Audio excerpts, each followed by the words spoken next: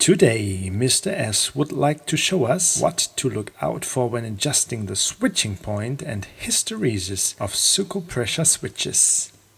Let's start with the hex 24 switches. The standard form as well as the switch with integrated connector have a set screw for comfortable adjustment of the switching point.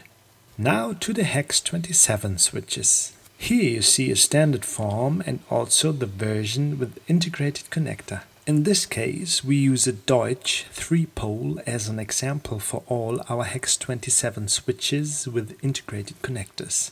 The Suco hex 27 pressure switches have 2 screws. The big screw is to adjust the switching point and the small screw is to adjust the hysteresis.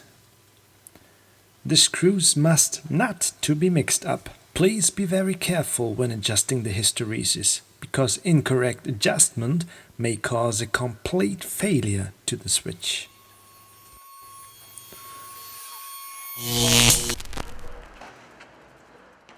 An exception are our pressure switches of series 0140, 0141. These switches do have a changeover contact, but the hysteresis is not adjustable. The switching point can be adjusted with this set screw.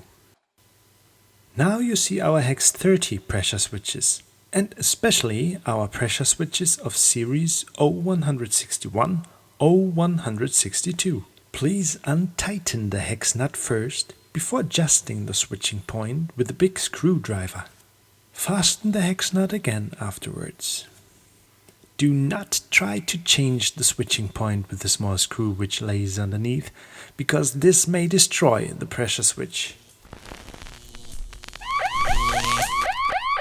At the pressure switch series 0159, untighten the hex nut first. Then you can comfortably adjust the switching point with your fingers via the knurled screw.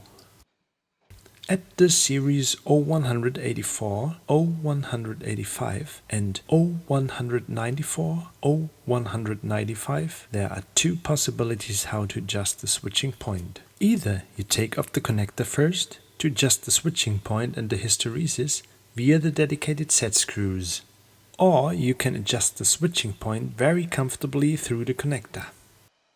Finally, you can see our series 0240, 0241.